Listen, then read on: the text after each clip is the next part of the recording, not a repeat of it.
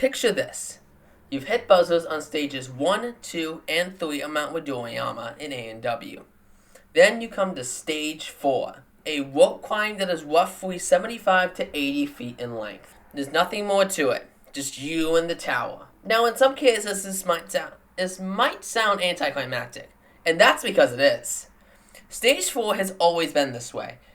Since the beginning in AEW 4, or aside from a few minor feat changes, Stage 4 has always been a 75 to 80 foot rope climb to the top. Nothing more, nothing less. Welcome to the penultimate episode of the National Finals Retrospective.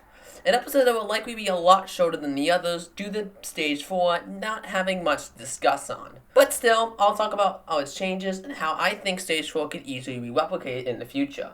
As you guys will see, Stage 4 was never innovated on. Let's start. So, you might be wondering something. Despite Sasuke always aging Stage 4, and we'll come back to that later, why did A&W always stick with the standard rope climb? Well, here's my theory. A&W 4, as I've mentioned throughout this series, constructed its Vegas based off the blueprints of Sasuke 27, with the courses being nearly identical to that season.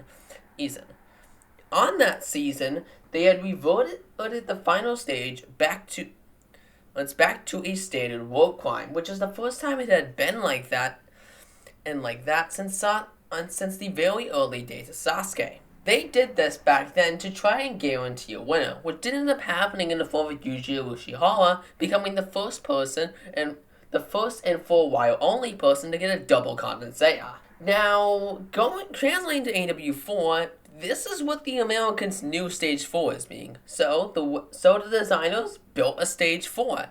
Now, for the first couple of seasons where Stage 4 was never attempted, up till when Isaac Cordell and Jeff Britton took it down, this was okay in my opinion. There wasn't really much of a reason to change it because no one really attempted the version that was already there. And even in general, it still seemed like the icon that it was even on Sasuke, just as grand as it was in Japan. So back then it kind of worked. But once Isaac Cordell and Jeff Britton claimed total victory and took it down, that's when they probably should have made some adjustments. In AW8, every stage got a major redesign. A redesign that either A, flipped it on its head or made it ungodly difficult in the cases of stages 2 and 3. Stage 4 got literally no adjustments though.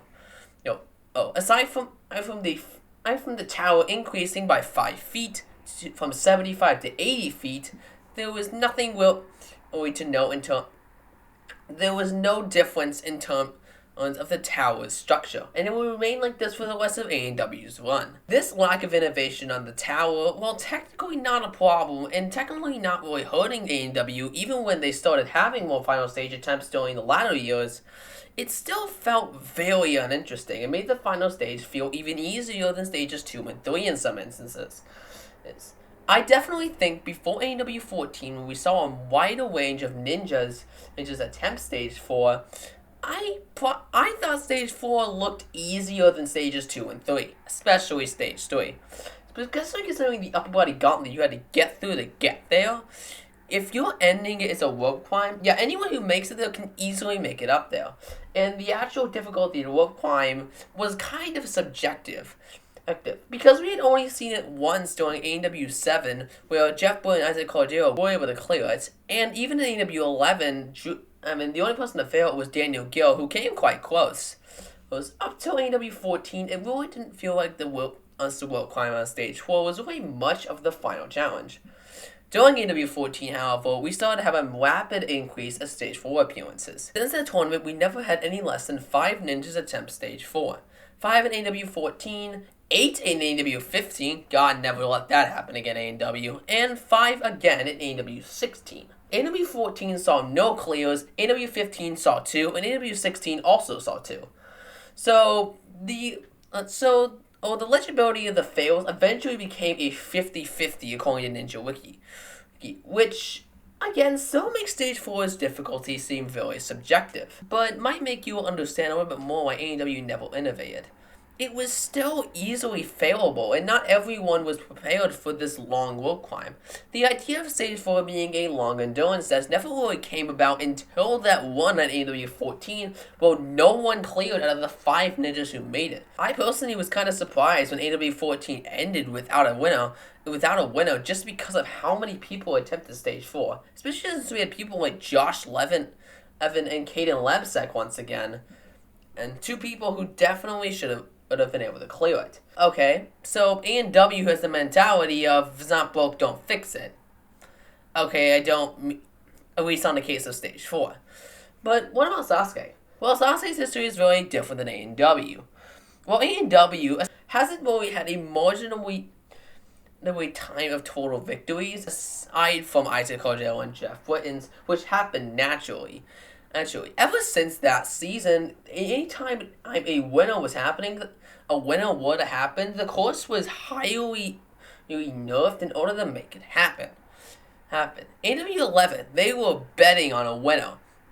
Because that's why they nerfed stages 2 and 3 to the worst versions. Because they really wanted a winner. AW15, same concept. The show was doing badly by this point, even worse than it was in AW11, so they tried to bet a winner in order to try to get publicity out of it. Technically it worked, but while yes, AW11 had Drescher blow up, it never really seemed to happen the same way for Vance Walker. So it was an ultimately fruitless thing to do anyway. It just made the seasons feel not as climactic as they easily could have been. However, in Sasuke, the gap between total victories was much longer. The first total victory in Sasuke was Kazuhiko Akiyama during Sasuke 4. Then we have a 12 tournament gap between his total victory and Makoto Nagano's in Sasuke 17. Yes, this was only 5 years in real time. 12 tournaments is a crazy amount of time without a total victory, and the longest in Sasuke's history. From Nagano's total victory, we then have Yuji Uchiha's first, which went from Sasuke 17 to Sasuke 23. Yuji's second total victory came in Sasuke 27. Then, 4 tournaments later, Yusuke Morimoto claimed total victory in Sasuke 31. 7 tournaments later, he did it again. As of the most recently, Yusuke has already made back to the final stage on Sasuke 40, and several attempts have been made at this new version. Now, the thing about Sasuke in comparison to A&W, they actually decided to change the final stage in response to their total victories. For example, in response to Kazuhiko Akiyama's total victory, where Mount Midoriyama was only a 50-foot rope climb, they changed it to a 70-foot climb that started with a spider climb and then in a rope climb. This stage 4 was barely ever attempted. Makoto Nagano attempted this stage 4 times, but aside from that, anyone who would attempt this version of the stage attempted it once. That was it. Stage 3, it wrapped up in difficulty tremendously and was stopping all the old veterans in their tracks, and even the new ones it somehow let through from time to time. It would never let that happen again. And Nagano was clearly the exception, and he was poised to win. During the gap time between Sasuke 17 and 23, they added the Heavenly Ladder to replace the Spider Climb. Definitely my least favorite iteration of Stage 4 from Sasuke, as, while yes, the Heavenly Ladder was a much slower obstacle, leading to the time limit having to be increased, it never really felt as climactic and as big as the Spider Climb from the earlier versions.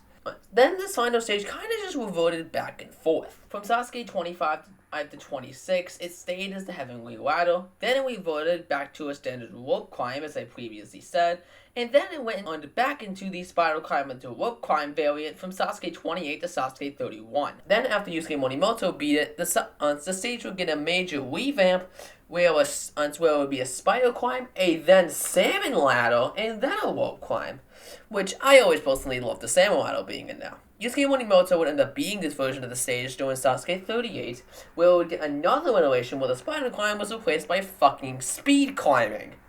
I mean, very creative idea, and I really do like it. As it feels like it's testing other array of skills that not everyone's going to have. AEW has done nothing like this in its innovation, despite it having just as many total victories as Sasuke. With that, we come to the present, where Sasuke is searching for its next total victory, and AEW will not have a new Vegas course or still for AEW 17. What could have Stage 4 looked like if they actually bothered to innovate? Well, Sasuke is a clear look, but I think another place we can take a look at is the All-Stars competitions, which is from seasons 7 to 13. During these competitions, AEW would make several changes to the rope climb on Stage 4. The first change was during Season 8, where they added a side-by-side invisible ladder race up the tower. This was a 75-foot climb, extended version of the invisible ladder obstacle from City Finals and later in Team Ninja. This was fucking brutal, and I am genuinely shocked that the people they picked for this were able to climb it. At all, because some people would gas out at the 25-foot mark, let alone making it all the way to the top. Although that was after 9 obstacles on the City Finals course. The next innovation they would make is during the next season's All-Stars, the Mega Spider Climb, where they turned the Stage 4 tower into a side-by-side spider climb race, which would return year after year until season 11. During season 13, they'd make the third and final change to the final stage for the I-beam way, for the cat grab race, where they'd add I-beams that you'd have to swap in between on the sides, which has remained an innovation on Stage 4 for the coming years. It was used for the Women's Championships the next 2 seasons, as the All-Stars Championship ended up getting phased out. Now, just seeing these versions of Stage 4 just sees the potential of what Stage 4 could look like. If you want my opinion of what Stage 4 could easily look like, it could easily combine elements from all of these, and maybe even the elevator climb from season 9. But not to go too crazy, in my opinion, I think it would be really cool to see those I-beams and jumping into the rope from there. I think that'd be a simple innovation. Putting in the salmon ladder and making it more of a vast array of skills could also work as well. I always really wanted the salmon ladder in Stage 4 in AEW, and I loved when I saw it on Sasuke, because it felt like it always was the kind of obstacle for it. Especially considering that AEW has always had the Super Salmon ladder in the All-Stars competition up till Season 11. And yeah, that's Stage 4. Like I said before, there isn't really much to go on about. This video was more comparison between Sasuke and AEW's history more than anything else, because that's really the only thing to go on about when it comes down to Stage 4. 6 people who have conquered Stage 4 in under 30 seconds are absolute legends in the sport of AEW, despite how much experience they might have had beforehand. Jeff Wood and Isaac Cordero, this was their 2nd and 3rd seasons respectively, and they had no recognition before this. Drew Dressel was a star in AEW up to this point, but then would have allegations against him, and now is in prison, which I may or may not make a video on within time. Daniel Gill has had a similar journey to Drew, being on the show almost just as long, but only making the Stage 4 back to Stage 4 in AEW 15 due to the messing with the format during that season, as Daniel Gill actually failed Stage 2 during that tournament, and then would fail to make Stage 3 during Season 16, where he would complete Stage 2. Vance Walker was ultimately faster than Gill in AEW 15, and in AEW 16, he did it for a second time, officially becoming the 2nd person to hit a full 6 buzzers without any kind of do-overs,